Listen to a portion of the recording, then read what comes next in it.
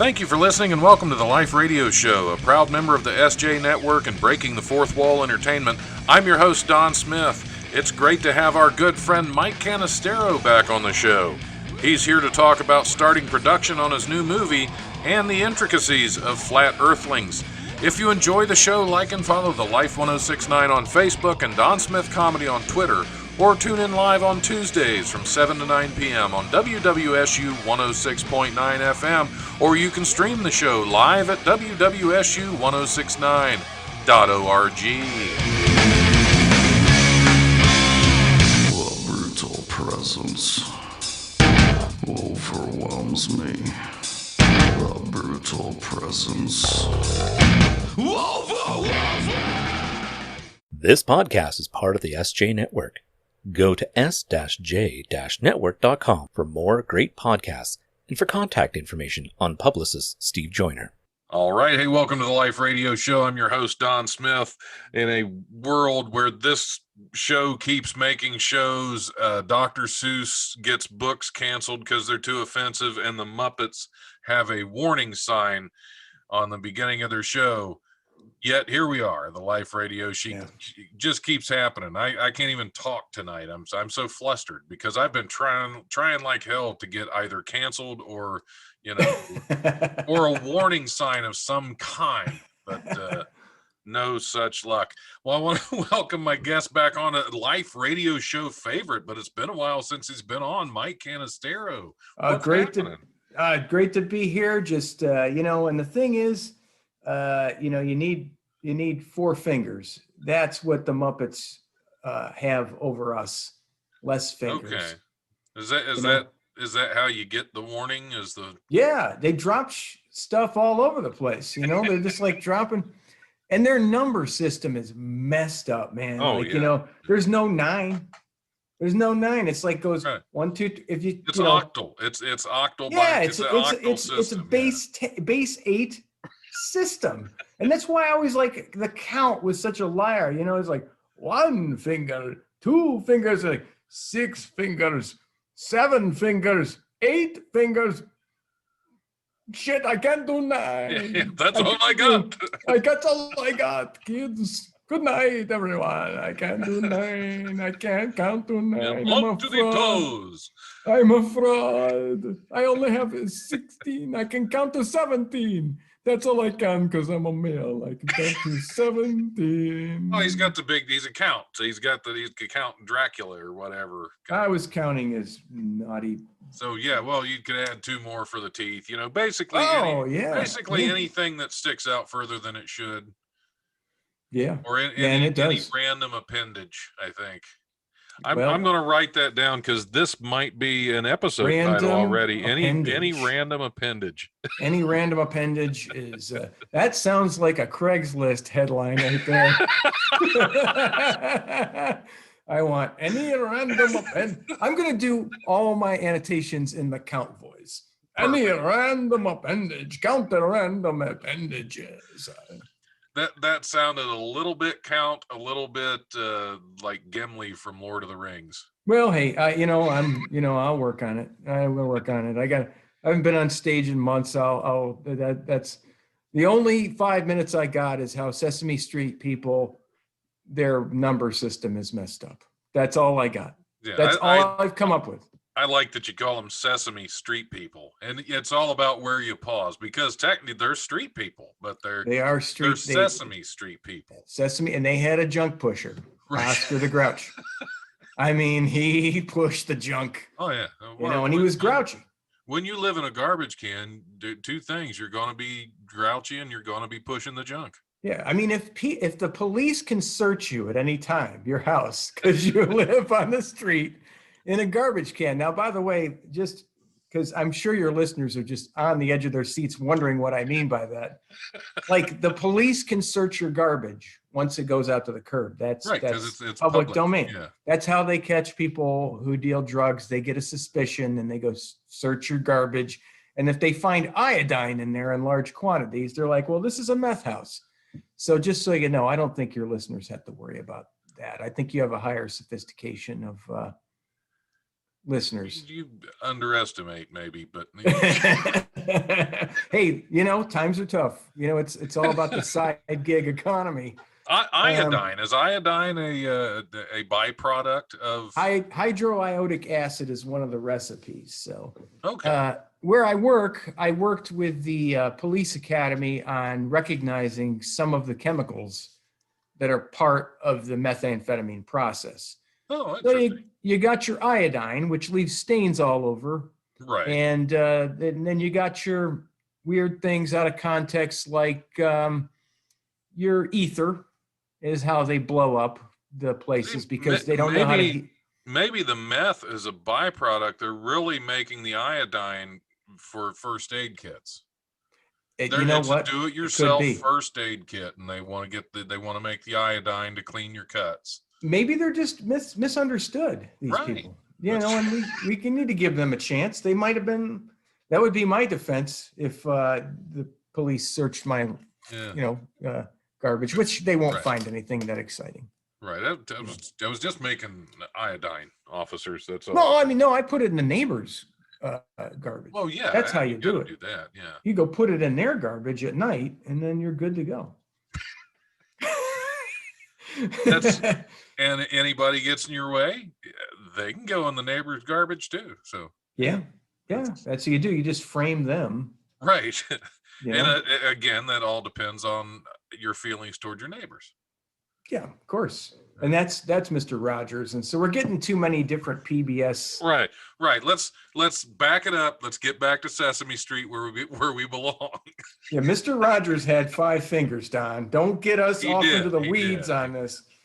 Yeah. So we're assuming. I don't know. I know he had one because there's a viral image of him flipping the bird to the cameraman, and then. That's like if you Google it, you'll see Mr. Rogers flipping the bird. And it's like, what? Mr. Rogers flipped the bird? Yeah. You think that was Photoshopped? Well, actually, you know what? That could have been. Because if anybody that could have been done to it, would have been Mr. Rogers. But you and I know that there's those moments, in between segments where you're like, oh, yeah, let's barf it out of our bodies because the camera's coming on and 30 more seconds. And he was a human being, but again, seeing Mr. Rogers flip somebody the bird is the equivalent to hearing Bob Ross go off on a waiter, Now Bob Ross. Now look, I got a kid who's a painter, so she knows about Bob Ross. Bob Ross was like a boot camp sergeant in the Air Force, right? And then he didn't want to ever yell or speak loudly again. So he was a total badass, except he was in the Air Force. Well, I mean, yeah, other than that. If he was a Marine, I'd be like, what is up with that guy? It was too much of a 180. So yeah. So he's seen some stuff, is what you're saying. That's why I think so. He's seen, he's trying to paint stuff to unsee the stuff he's seen. Could be. Yeah, like Van Dyke Brown. That was the name of one of his people who died in Vietnam or something. He's like in a scene, like Van Dyke Brown's down, Sarge. Van Dyke down, man down, Van Dyke Brown. Send the chopper in, and then the chopper takes off. Blue. These are all just code names, Right. Happy accidents, code happy accidents. Magic white. Happy little tree. Those are all just meant to confuse Charlie.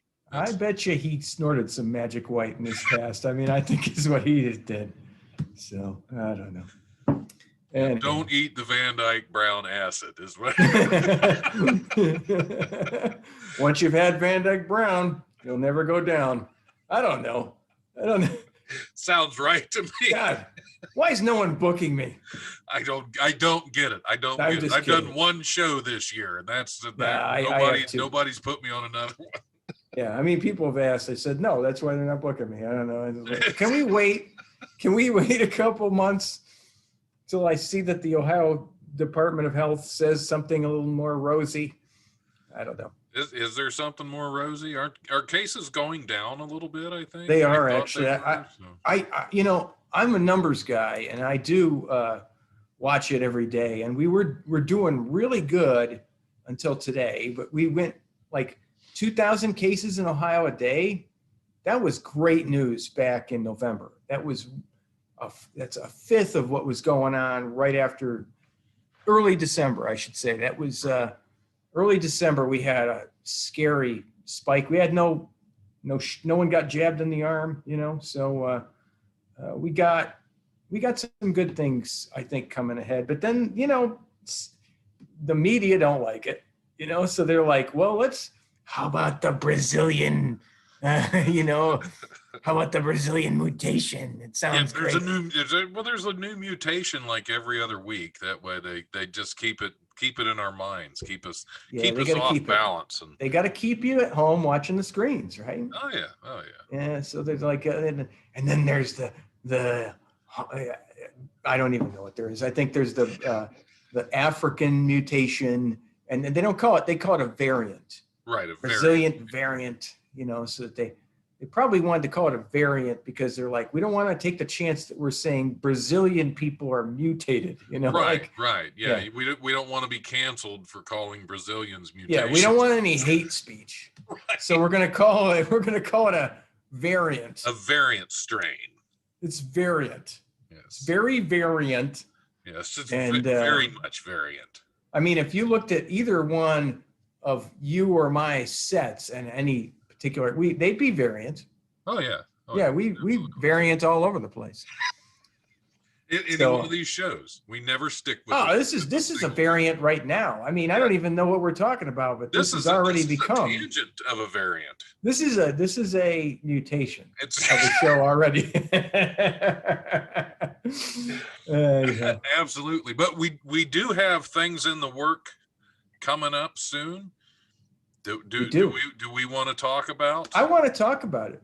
Okay. I want to talk about it because I know I have you on board, and you and I are going to be working on a film project. I want to mention that funding. I'm going to be of course, because it's my first time, I need to do way too much. Isn't that how it works? So I am producing an independent film. I am going to direct artistically an independent film, and I'm going to act a small role in the film. And it is based off my novel, which is a complete spoof of Western. And I want us to get at it in late May or June through August. And I have some great people on board. And I don't know how much you need me to talk about it, but I just feel like I need to barf. I need to barf for 2 complete minutes right now. Perfect. Because not only do I have you playing this part of Mayor Harvey Wallbanger, which I'm not sure if your name is copyrighted or not, or like trademarked. So I might need to look into all this stuff. You're going to be at least Mayor Harvey. And you actually don't get discovered until later in the story when things start to unwind in a big way, because you are the laziest politician and you want nothing but to keep status quo, and you actually hate your job so much you keep trying to get unelected, and you just win by a landslide because everybody likes how like status quo you are. See, I was assuming I keep winning because this is the Old West, and I was like the only name they could write in. Actually, and that's one thing I want to do. I want to make sure that there's 10 to 20% improvisation, so that if anybody wants to do an extra take and they think something's funny, I'm not locking this thing down. I'm a first timer. And so I have you, I have Erin R. Ryan, who you've worked with before. Oh, yeah. She's shot you, I think, before. I think she's killed me 3 times so yeah. far. Your sheriff is Adam Clevenger, and his deputy, if everything's cool with him, is going to be Travis Hatch. The dumb. He's not dumb. Travis isn't dumb, but he can play dumb. I know he can. He'll be a perfect dumb guy. And Todd the Fox is going to be one of the members of the Insane Clown Posse, which I'm not sure I can call it that. Well, if you put if it's I guess if there's a spelling variant, Yeah, a variant. like Yeah, put an like E at the end of clown. how about posse of demented harlequins? Well, I mean, You because know, it's the old West, they would round up a posse all the time. So yeah, there was always a chance that there would be some clowns with mental disorders. there you go. So I don't know what to call them, but I can't, Well, you know, there's certain things I can't. I'm not saying But that because a lot of people have mental disorders and aren't insane. So we should retract that, or I'll get no, kicked. I mean, I think everybody's got a little bit of a mental disorder personally. I mean, look, what got us into comedy, me and you? Slight mental disorder. So, just keeping the names, Todd DeFox is going to play one of those members. And then our main villain is Noah Shane, who you worked with on Calamity Jane a little bit.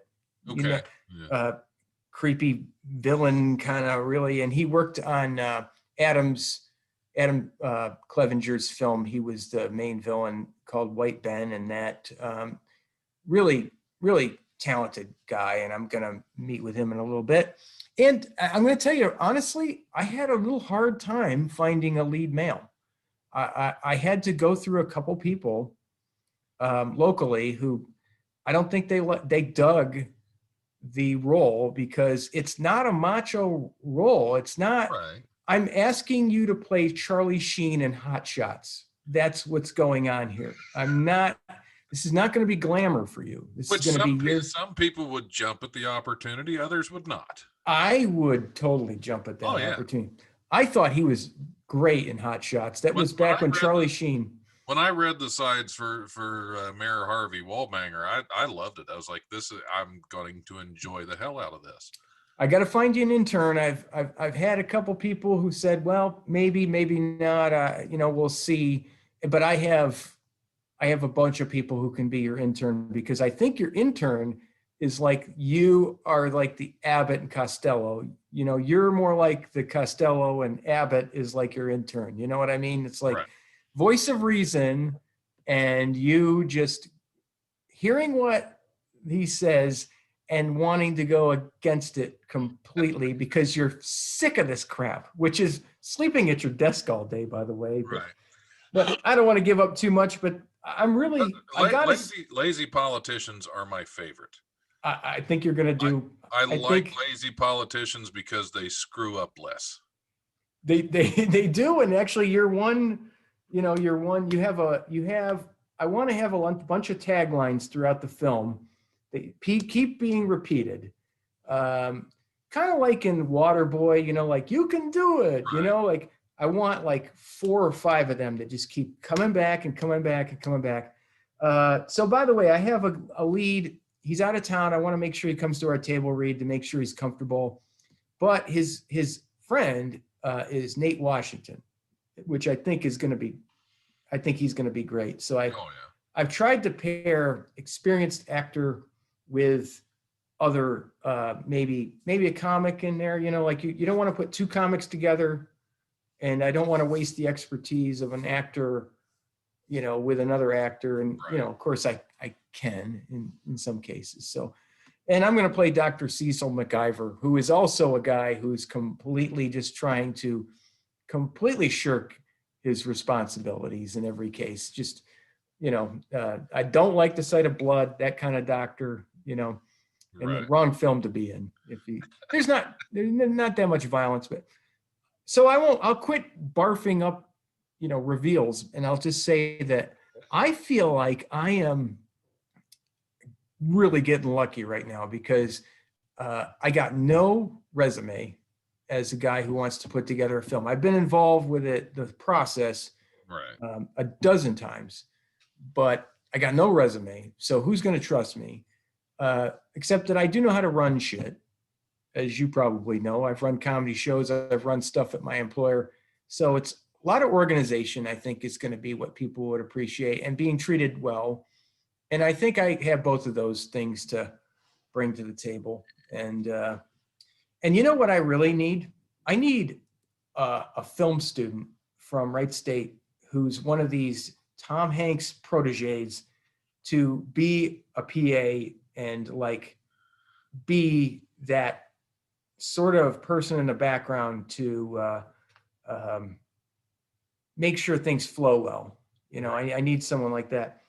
I got a really good find with director of photography.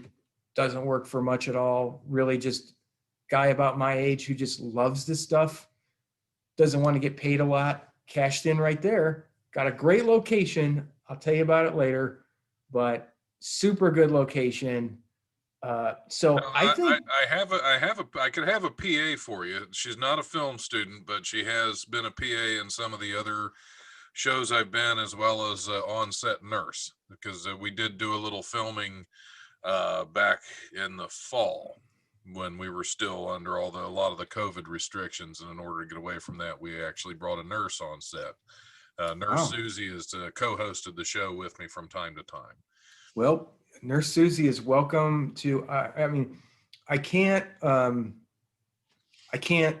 not accept enough help with this, because it is a period piece. It does require a lot of attention to detail. You know, and you know, I'm working on some of that myself. You know, so. But you know, I want a lot of background candy. And like, that's your dad on that photo, by the way. That is my dad. You know, I don't know if we're gonna go to video or not, but I have a photo with my dad. And, you know, because he has been on the show before as well. He has. My dad loves talk radio, and he will get a link to this later, and he will definitely like to hear this. So he's helping me a lot, including. I don't think I'm giving them too much away when I say that I'm a little intimidated about horses. They're dangerous. They have minds of their own. Yeah. And I need to capitalize on the fact that this project is a comedy, in that someone will give me some love if I have really, really cheesy, or at least somewhat believable, but not believable enough, renditions of what a horse would be like riding, but it's completely fake, like a green screen type thing, or a okay, so you don't some guy behind a car kind of thing. You want it to kind of look like not quite having two empty halves of coconut and banging them together, but now you know I understand that that's what Monty Python, that was their plan B, right? And then they're like, this terrain, we can't have horses, so horses are a problem. Now I do know horse people, and I can have some horses, but I can't have a gaggle of tens of people in the final, you know, sort of culminary scene where you're, you know, which is your day down at the location. And I can't have like 50 people around a horse. I just can't have that. That's too much risk. So there's going to have to be something that we do. And I don't exactly know what that is yet. And that bothers me a little bit. But I think, given that we got months, I think I'll figure something out, because it's keeping me up at night a little bit.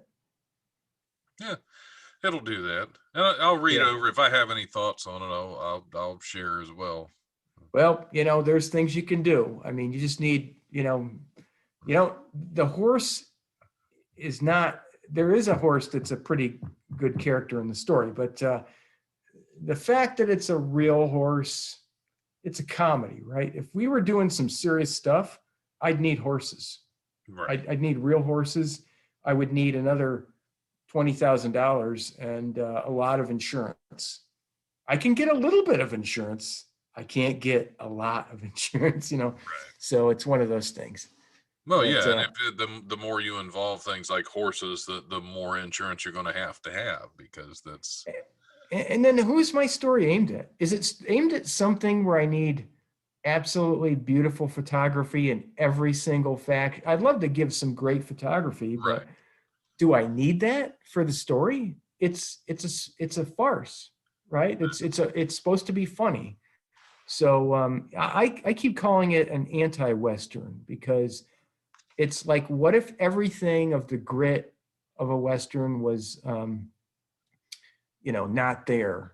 So even though the title is kind of catchy, the title is Big Trouble in Jackass Flats, you know, and Big Trouble. Yeah, there's going to be big trouble, but it sounds like, woo, you know, and like, there's not all that much trouble. It's mostly just people acting as complicated as the bitches that we are in modern day, you know? So that's it. I'm done barfing about it, but I just want to say I'm really excited, and in no small part to the fact that you're like on board with it too, because I think when I wrote your character, even before I talked to you about it, I could hear your voice. You know, it just seems like you would be a Mayor Harvey Wallbanger. You know, I would be a lazy politician that hated my job.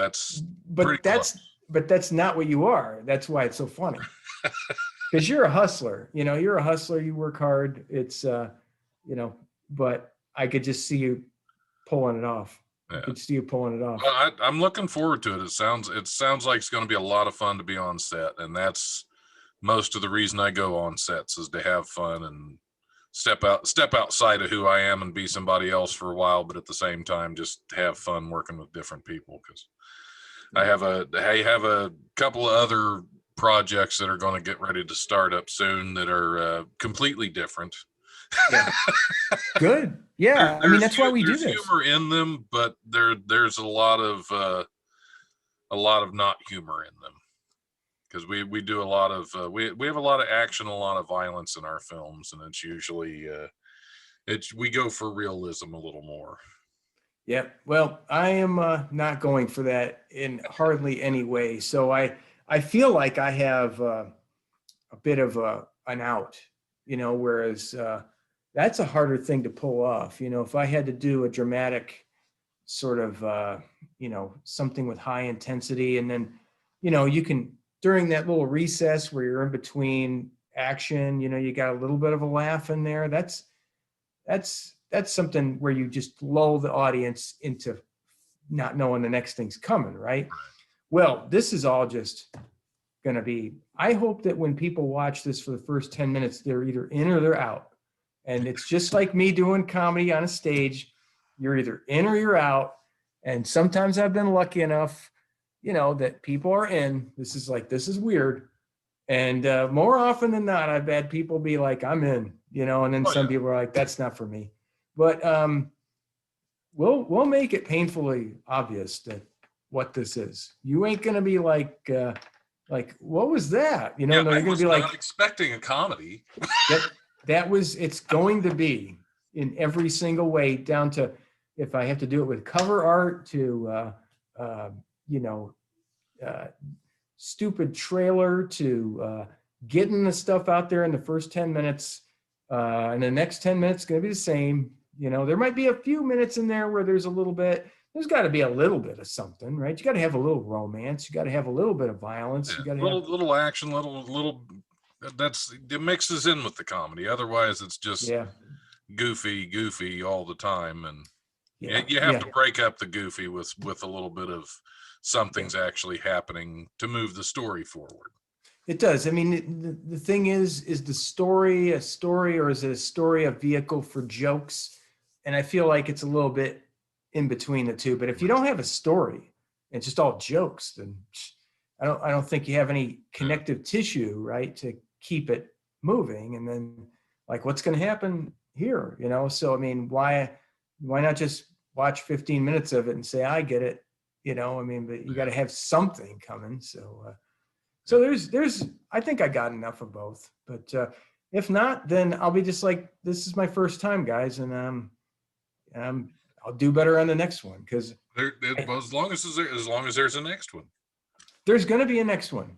I already kind of have an idea what that will be about, and I'll be smarter, because it won't be a period piece. It'll be about a college, and therefore I need to be close to retirement, and then and I'll need to rent college space on the cheap, which, by the way, I think in a couple of years, I think that's going to happen, because look, I'm doing this. This is how I teach my class now.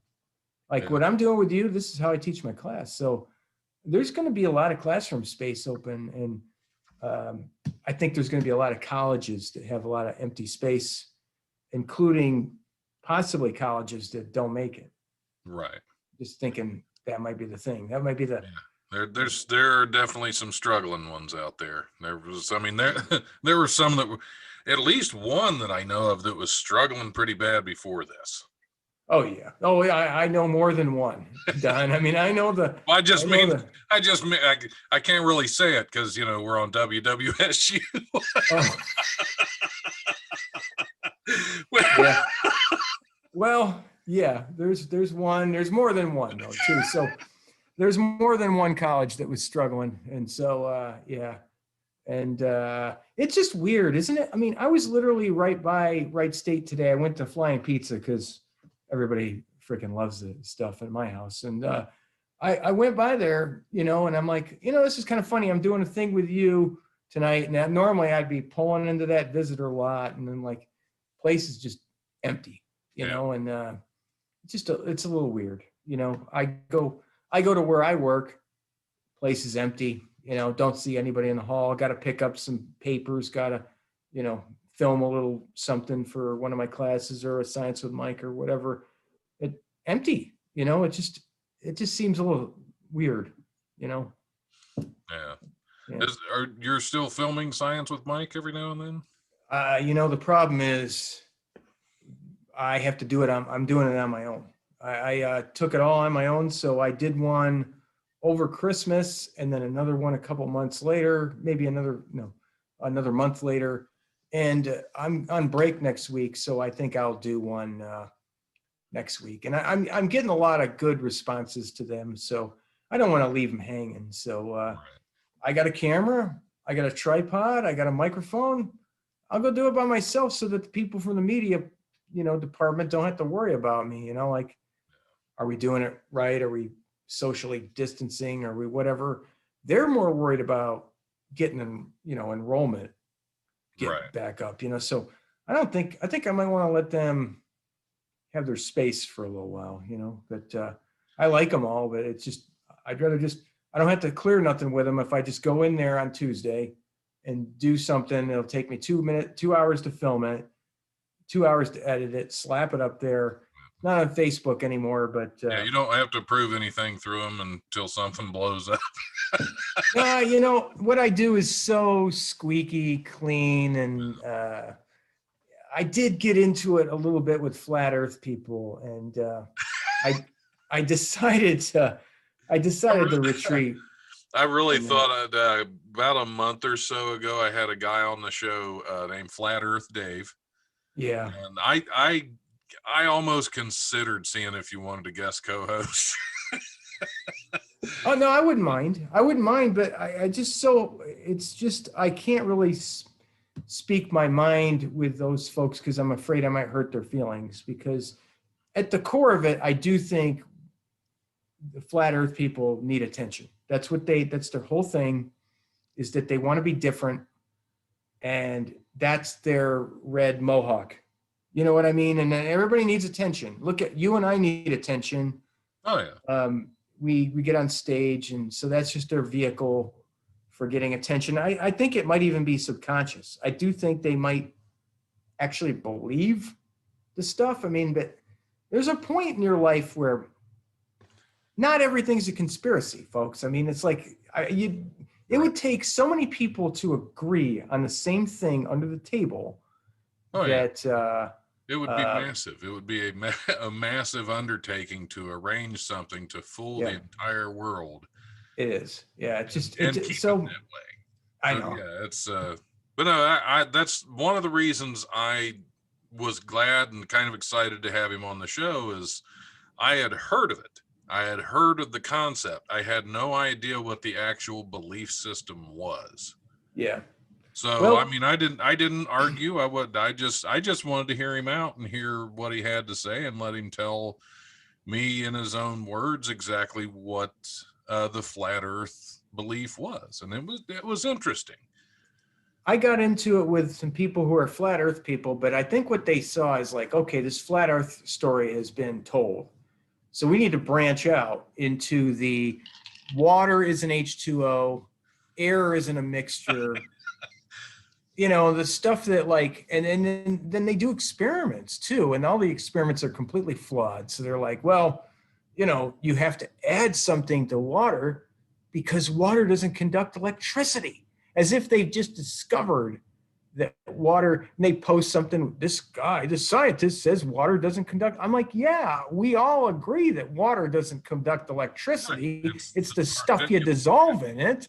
So, but you need something to get electrons from this place to that place, and water can't do it unless you wait a long time, because water does have a tiny bit of conduction of electricity. So then it's like I'm talking to a wall, and I'm like, okay, I'm not, what am I trying to do here? Right.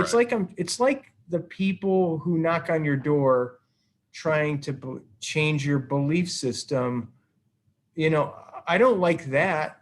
No. So why should I try to be that? So I just said, I'm right. letting them do what they want. Besides, it's like having a political argument on Facebook. Nobody wins. Oh dear God. Nobody wins. Nobody's mind has changed. Never. Everybody just walks away mad. And then they don't only do that, they cancel people who aren't of their own opinion. Right. So now their little world on social media becomes their own like echo chamber, and it's I don't get into that. I feel like you're not either, Don. Like I'm an open-minded guy, and I just saw that, like, what am I trying to do here? Why am I trying to change people's mind? What's going to come of it?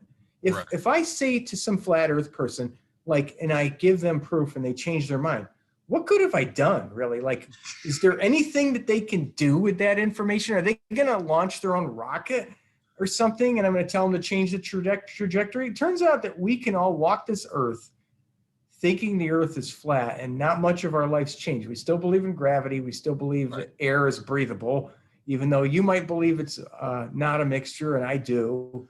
So I just thought, like, what the hell why am I getting away from all the jokes when I'm trying? Why am I getting, because the real truth in this world is jokes, because it is a joke. There you go. That's the real, I'm the, joke Earth Society. That's what I should start. You and me together. Let's do it. It's not the flat joke. Don't do the flat joke society, because that's an open mic is what that is. That is, yeah, you don't make fun of that's the dick joke society. So. Oh, I thought you were just saying something about women who are not well endowed, but no. I would never, Well, I don't know. But yeah, personally, I don't care. Yeah.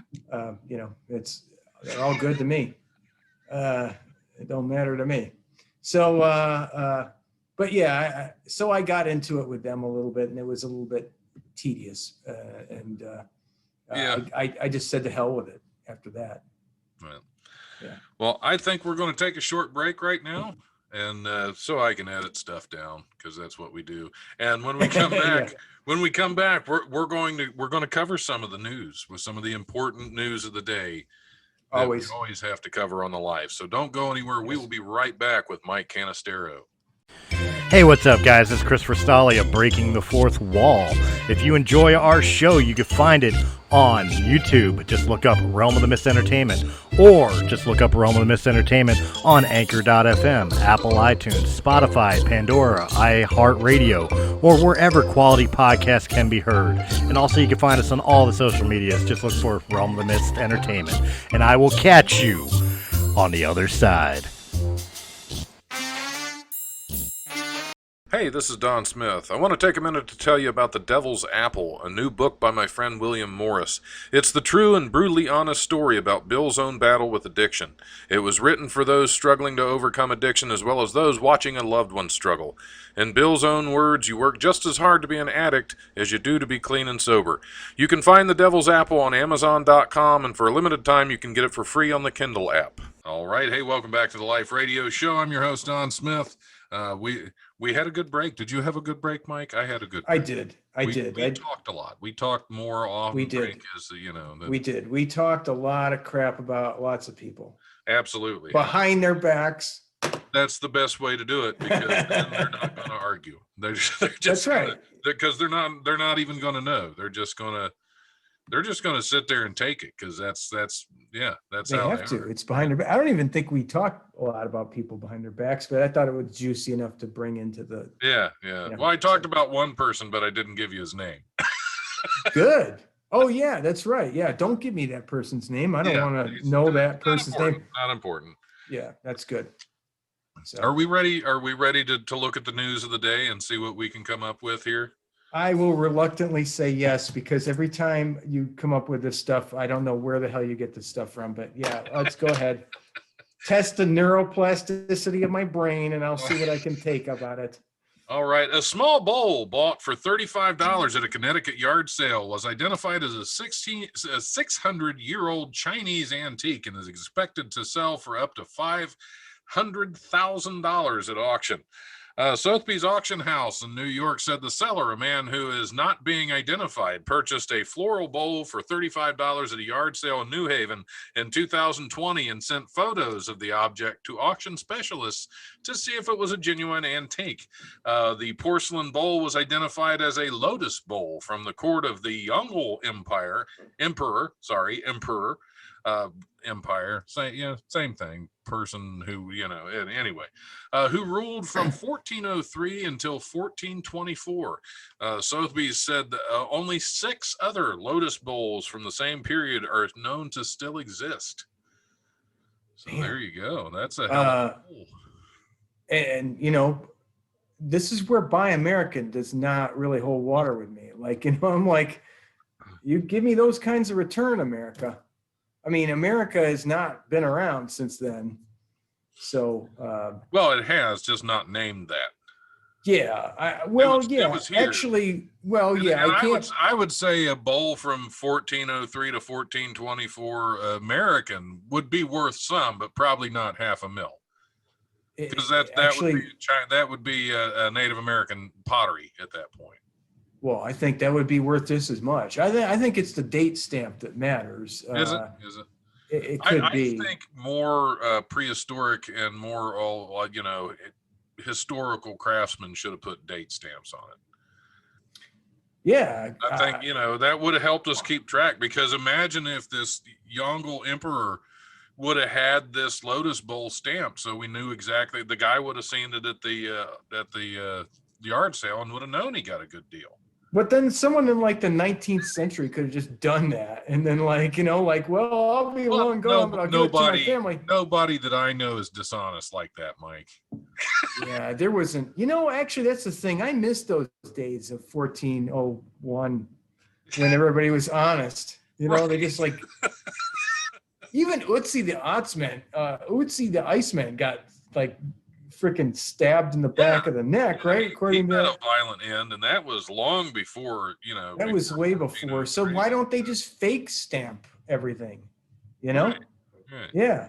But I'm just really pissed that I missed out on that garage sale is what, and my dad's going to be even more pissed because he misses out on finding a garage sale. That would have been the big one, but that's the holy grail of garage sale finds, right? That certainly is. That's a Pawn Star Pawno is what it is. That's pornography is what pornography is what that is. So it's the money shot. Anyhow. Right, it's the money bowl. That's the money shot. Money bowl. Yeah. So. Ugh. No, I mean, I like that thing survived though. That's a big deal. I think. Yeah. I wonder who it was in Connecticut that stole it. That's what, before it went to the garage sale. I know. Where I grew up, people used to say like Connecticut, it's like Massachusetts but dirtier, and like I guess they say that's what it is, But there's a lot of rich people in Connecticut too, so. It's where all the New York City bankers go live, so it could have been somebody. So they could have legit come by that bowl, but then somebody the croaked. Owner long since died, and nobody knew what it was. He kept it. They used it as a bedpan. No, that's exactly what some rich person died, and then their family just had it in a garage sale, not knowing its value at all, and then somebody astute, garage sales person. Garage connoisseur, garage sale connoisseur. Yeah. So. A kangaroo nicknamed Jack after escaping from its handlers in a small Alabama town. I would say, what the hell is a kangaroo doing in Alabama? right? You're not expecting kangaroo handlers? handlers in Alabama. That's not where I usually go to get my kangaroo handled. What the hell is that? Like, what's the? Hey, you know, we got to go to the zoo in Alabama. Where the hell is? My grandparents lived in Alabama. Yeah, that's until not the even end. a zoo. They had one kangaroo and couldn't even handle that one. Must have been that jacked up kangaroo you always see in the memes. You know, it's like super ripped. Right. It's got like huge pec muscles and just Yeah, ripped through the fence. tattoo. Kangaroo in Alabama. Okay, well, Yeah. Akron. Let's try this again. Akron is the zips. I didn't even get through the first sentence of this news Yeah, story. I couldn't get past kangaroo and Alabama together, but go for it, Don. I'll try for the rest. The kangaroo, nicknamed Jack after escaping from its handlers in a small Alabama town, was recaptured 2 days later, police said. The kangaroo was supposed to spend a few days at a farm in Winfield before continuing on to the home of a buyer in Tennessee. So it's a traveling kangaroo. But the marsupial slipped loose from one of its handlers Monday and fled. The Winfield Police Department posted a photo Wednesday showing the recaptured kangaroo in custody. The department said the animal was healthy and uninjured. Braxton Basinger, a member of the exotic animal transport crew, because if you're named Braxton Basinger, you're not going to get any other job but exotic animal transport. Said the group has experience with a variety of species, but only limited experience with kangaroo.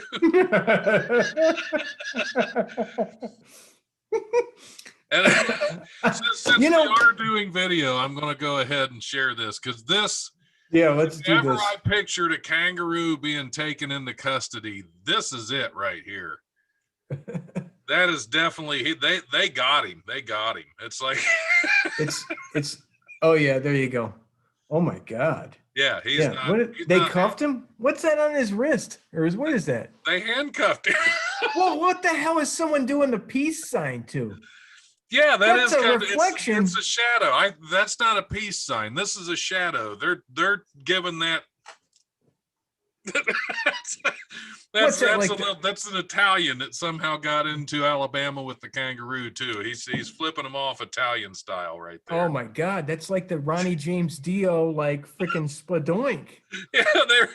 Rock on, Mr. Kangaroo. I think I've told you that Ronnie James Dio went to high school with my dad, and that's where this came from. Was Cortland, New York, and it's an Italian for "I'm watching you." That's what it really means. But I don't know what the hell that was. That was kind of like this sort of thing. Right. I think they were angry at that because this like the Italian gesture too. That's not very friendly. Yeah. Kind of like there's a lot of Italian gestures, but like, okay, I have so many questions, Don. Like, first of all, they couldn't send the freaking kangaroo right to Tennessee. It had to go to Alabama first to a handler. The handler had to be the medium of this whole middleman. Right. Well, the name of the small town was Kangaroo Handler, Alabama. That's really that's right. that's the first port for any exotic kangaroo. Any kangaroo from outside of the U.S. has to go through Alabama channels in order to make it to Tennessee. It's such a hidden. You know, I didn't really realize the nuances of the Alabama black animal market. But that's what happened with the Tiger King. That's really where he went wrong. Is people don't know that is he wasn't going through Alabama to get his exotic animals. I thought he did. He tried to purchase a kangaroo outside of the normal. And that's what got him on their radar to begin with, and it was all over from there. Yeah, Tiger King would have lived in Alabama if he was allowed to. That's all I'm saying. They would have drove his ass out. Oh yeah, he did that. The Kangaroo King, he'd have been fine. Yeah, I mean, if he was a like straight kangaroo guy, you know, like you know, Are there a lot Tiger of straight Dundee. kangaroo guys? When I think kangaroo guy, straight is not really what enters into my mind. I don't know why. Yeah, I don't know. Yeah, those things are badass, man. I mean, I guess they they'll are. kick you. They will kick you and like crush your bones or something, you know, like so. Okay, well, I'm glad everybody worked out except the kangaroo's pissed, and now. Oh yeah, kangaroos had it. He's going into he's in the slammer. Yeah, well, he's in the slammer. And anyhow. that did look like when like the old footage when they arrest some mass murder or something. That's kind of what that image reminded me of the kangaroo getting busted right there. I like how it took them 2 days to catch it too. Like, you know, like you guys are shitting your pants right now. You guys are so afraid that like if that thing gets out. Remember that guy in Ohio? There was a guy in Eastern Ohio with all these exotic animals, and a lot of them were illegal, and some of them got loose. And I thought there were tigers too, maybe. Yeah, I think there were bears and tigers. There's all kinds of stuff. I think he let them loose, didn't he? I don't know. Yeah, I mean, like went nuts and let them loose, and yeah, something weird. Well, like you go nuts when you have those things. I think it's like you're a little off balance just to want to have that many exotic animals anyway. I think kill you. That's not like. I think one. If you have one exotic animal, I think it's okay. Two. If it's a pattern, you know, okay, you got a freaking alpaca. That's not a. You got a, an alpaca's not that unusual these days. You've got a Dik-dik. You've got a Kirk's Dik-dik. You're from Africa, you know? Yeah. Like, hey, look at my Dik-dik. Yeah, that's an actual animal, a Dik-dik. D-I-K-D-I-K. That'll get you canceled too if you go around saying, look at my Dik-dik all the time. Yeah, that's what I'm saying. So that's okay. But if you have two of them, you know, like, hey, here's my Dik-dik. Here's my other Dik-dik. Yeah, that's a problem. What if you only had one, but he had another one? You would be able to show off your Dik-dik's Dik-dik. What if you had a whole bag of Dik-diks? Right. I mean, that would be a problem. If you took pictures of it and sent it to people that didn't want it, you would have an unsolicited Dik-dik pic. That'd be, yeah. I mean, well, you'd have to ask for it first. I mean, it's okay as long you have to ask. Usually, people that receive a Dik-dik pic don't ask for it. And here's what I know: you shoot from the top down. Is what I hear. Right. Well, yeah, top down is better. Look bigger. It looks bigger, and you know, and then whatever, you know. So that's show it to your bitch. Right.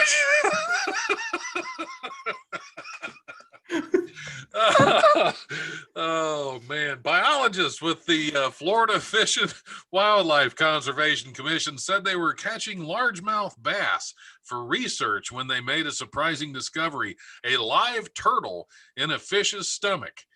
If you're cutting open the fish, is that what the research is? Anyway, the Commission and Wildlife Research Institute said biologists were collecting tissue samples from the fish that were caught earlier in the day by an airboat in the Everglades when a member of the team spotted something highly unusual: movement coming from the stomach of the bass. Biologists carefully open the stomach, and something unexpected is inside: a live turtle.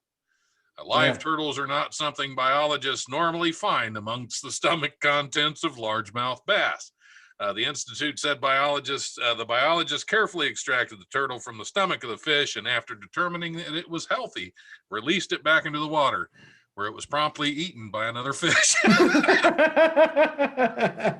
Did you embellish that last part? I did. I added that because, eventually it probably happened. I actually have a good story for that, but I got to say, though, I really think you watch how fish eat. They don't chew, man. They just open wide. They could a smaller turtle. Now, I don't know how big this turtle was, but I mean, it could have been. I've seen some bass that were pretty damn big. And catfish, holy cow, they would probably,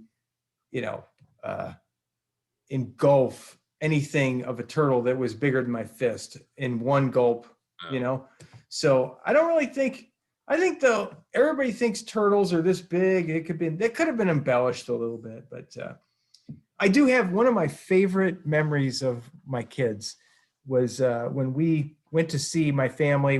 We stayed in my brother's father-in-law's house for about 2 weeks or a month or something like that, and we caught frogs all day because that's what kids that are like, 3 and 5 want to do, so then we're like, okay, guys, it's time. The frogs have been in the containers.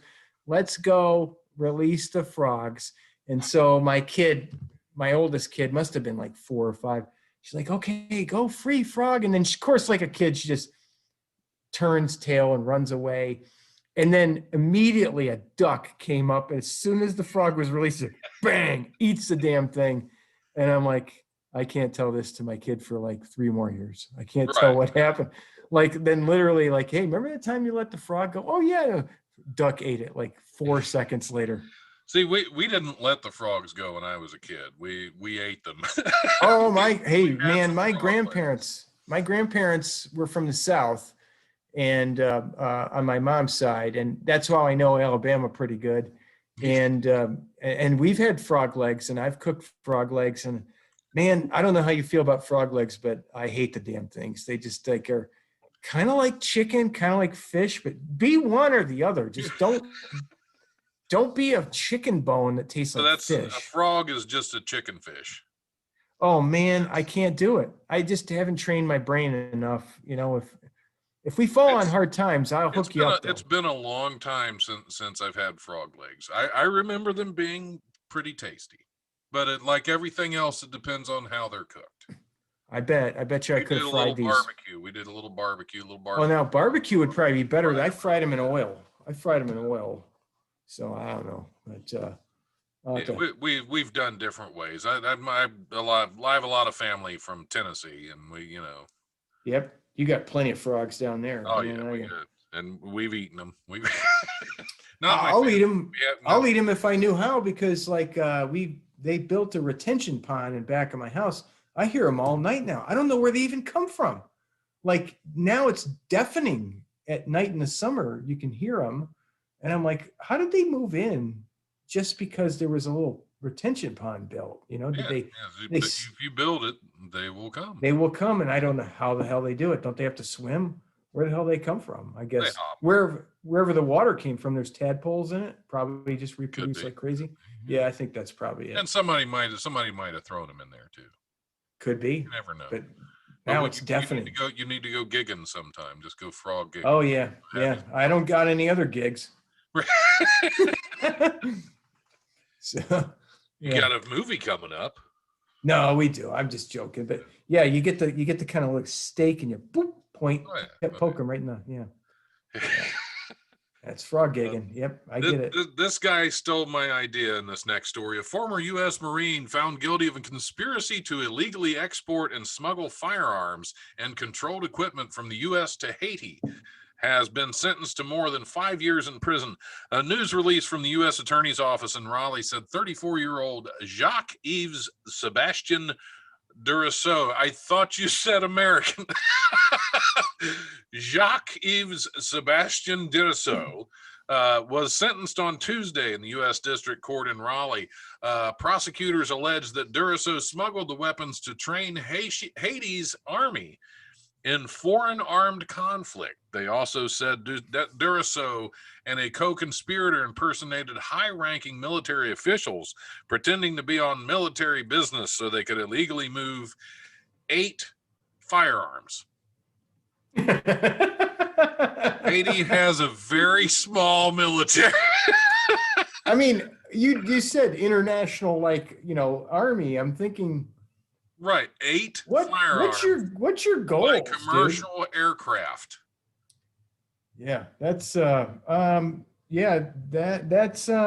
mark that one off my worry about it night list about Haiti. You know, like, the Haitian army is coming for you with the their Haitian army ain't coming for me. I don't think. I mean, probably the weapons include a Ruger model precision rifle, 300 Winchester mag, and a Spikes tactical model ST-15, as well as copious ammunition, rifle scopes, and body armor, all set to travel via commercial aircraft to Haiti. Court documents also say that Duraceau planned to get caught at the airport in Haiti with the weapons so that he could, quote, gain a platform to make a statement. Well, he did. He made a statement. His statement is he's a dumbass. Yeah, documents filed in 2019 also say that Duraceau was in contact with the U.S. Embassy in Haiti to tell them that he wanted to be president of the country. So he is planning, that's very nice. He is planning an international military coup to take control of Haiti. Well, that was nice that he at least, kind of asked. Right. First, I'd like to be president. Can I bring 8 guns over here and take over your Yeah. No, I mean, I thought that was, I'm sorry, Don. I've switched on the guy. I like him now. He's very courteous. He expected to get caught. Right. Expected to get caught. He shipped them via commercial aircraft. Yeah. Knowing the guy, he had guts. He had guts. Well, I think he was just really, really polite. He's very polite. Yeah. You don't just, that's the problem with things nowadays is no one asks anymore, can I take over your country? Right. They just try to do it. They just do it. Yeah. All of a sudden, like, I don't even want to get into Pearl Harbor and stuff. I don't want to, this is supposed to be a fun show and I don't want to get into it. Yeah. But I brought up the story. So, if the story ruins the show, it's on me. No, Don, it's not your problem. It's a problem with all of these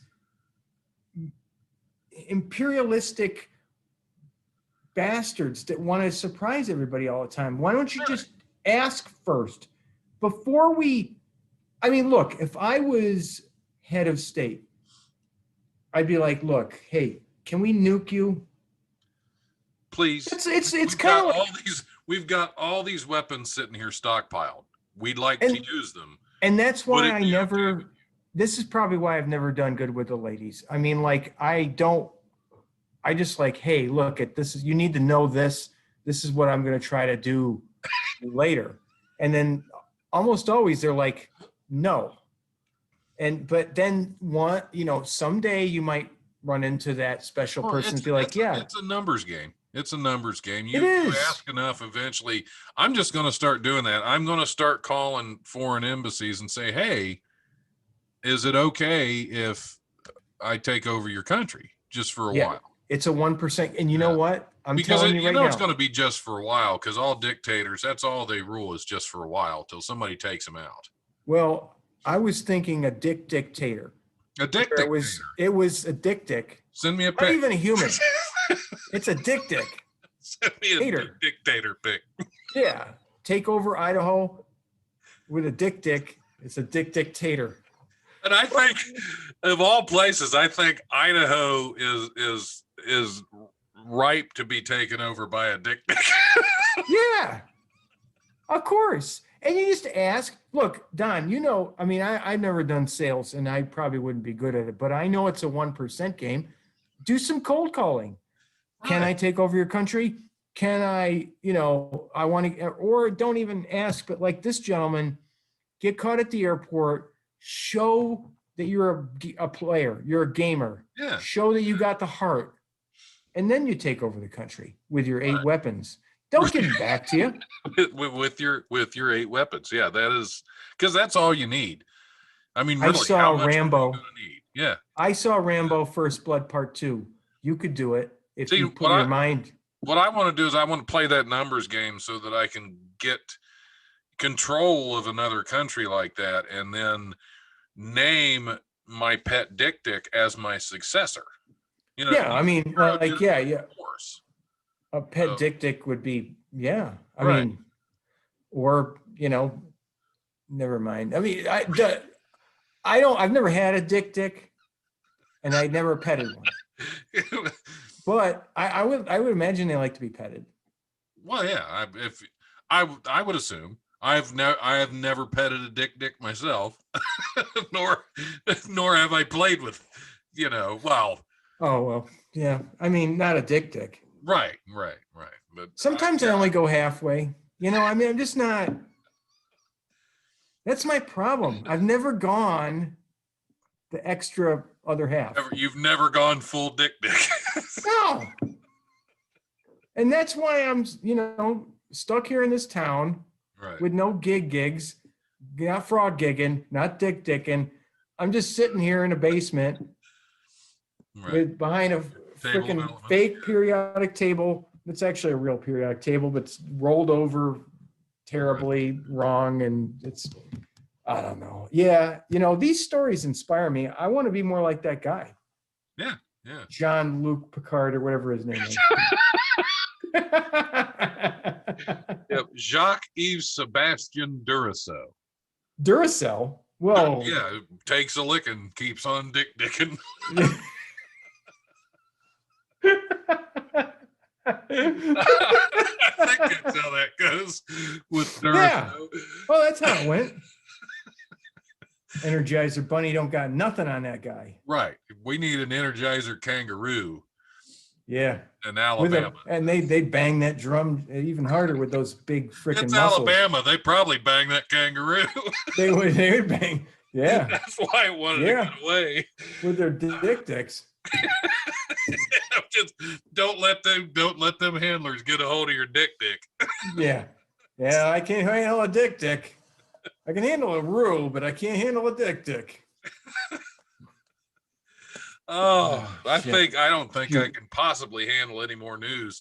I'm going to give you a couple minutes right now. If you have any social media you want to put out there where people can find your YouTube channels, especially, so they can check out Science with Mike and some of your other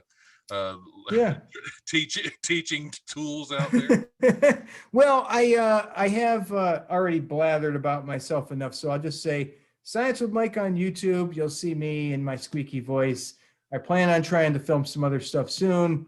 It's hard nowadays, I got my one-man show, but and I always have now I have general chemistry lessons with Mike if someone takes freshman first year chemistry, and that's stuff I filmed in my house. Just stuff, I actually have a lot of subscribers from overseas. I think they are appreciating the extra perspective of YouTube.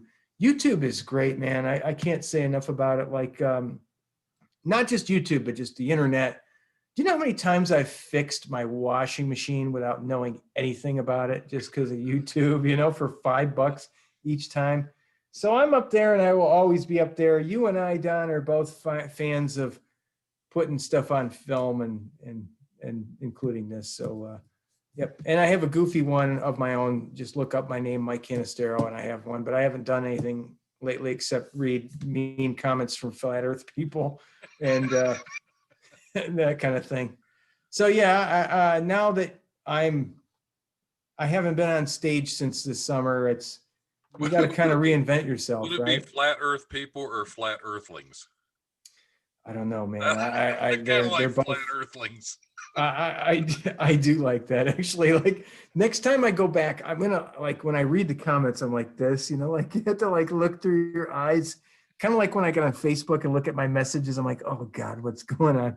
You have to just kind of peek through your fingers, like, oh, what am I waiting for? But I do like flat earthlings. I wrote it down. I like That's that. in the books. Flat earthlings. I'm writing that down. Comments from flat earthlings. Because it's like they're from another planet, but I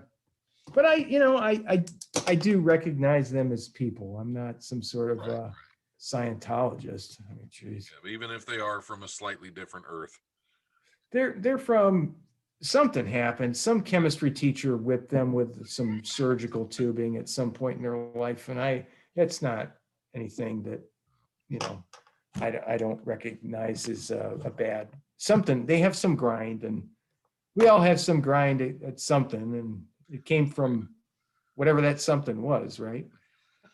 In some cases. All right. Well, Mike, thanks so much for being on the show. It's always a pleasure to have you. And thanks everybody for listening to the Life Radio Show. Yeah. Somewhere I went Australian with my kangaroo and my Dik-dik. Thanks for listening to the Life Radio Show. Like I keep telling you guys, if you're going to keep listening to me, I'm just going to send you Dik-dik pics. Have a great night. Here's the sign.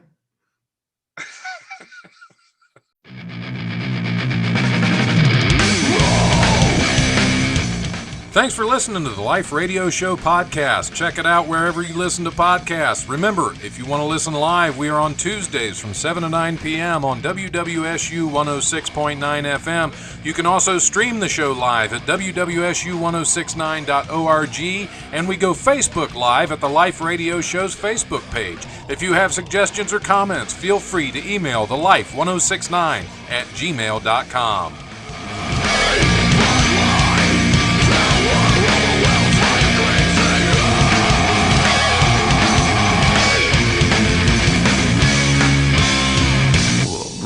Presence overwhelms me.